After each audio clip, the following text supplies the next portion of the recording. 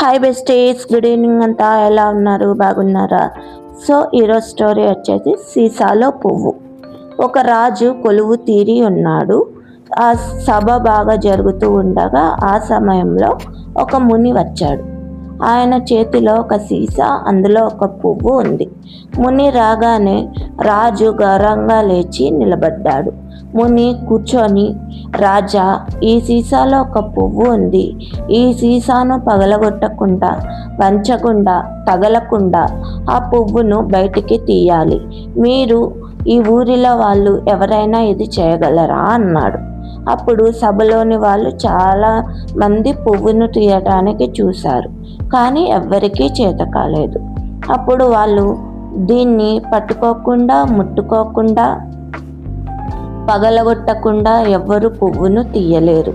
ఇది అయ్యేది కాదు, పెట్టేది కాదు అన్నాడు. అప్పుడు ఒక పిల్లవాడు వచ్చాడు. రాజా, నన్ను తీయమంటారా అన్నాడు.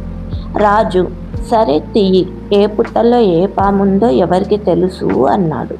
ఆ పిల్లవాడు ఒక చెంబులో నీళ్లు తెచ్చాడు. నెమ్మదిగా ఆ సీసాలో నీళ్లు పోయసాగాడు. నీళ్లు అడుగున చేరే కొద్దీ పువ్వు పైకి రాసాగింది. కాసేపటికి సీసా నిండి పువ్వు బయటికి వచ్చింది. పిల్లవాడు దాన్ని తీసి ముని చేతిలో పెట్టాడు. అంతే కదా మరి, ఏ పుట్టలో ఏ పాముందో ఎవరికి తెలుసు మరి. అందుకే నెవర్ టు క్విక్ జడ్జిమెంటల్ అంటారు. సో ఎవరిని క్విక్గా జడ్జ్ చేయకూడదు, ఎవరిని అంత తొందరగా నువ్వు చేయలేవు అని అనకూడదు. ఒక ఛాన్స్ ఇవ్వాలి. సో ఈ చిన్న స్టోరీ నచ్చింది కదా. నచ్చితే ఎలా ఉందో నాకు కమెంట్ సెక్షన్లో కమెంట్ చేయండి. అండ్ లైక్, షేర్, సబ్స్క్రైబ్ చేయండి. సబ్స్క్రైబ్ చేయని వాళ్ళు ఇంకా ఉంటే త్వరగా సబ్స్క్రైబ్ చేసేసేయండి. ఇంకా ఇలాంటి మంచి స్టోరీస్, మంచి ఆర్ట్తో ఇంకా నేను ముందుకు వస్తున్నాను. ఇంకా కొత్తగా క్రియేటివ్గా ఏమేమి చేయగలుగుతానో అన్నీ కూడా చేస్తాను. So please do like, share and subscribe to Betty art world.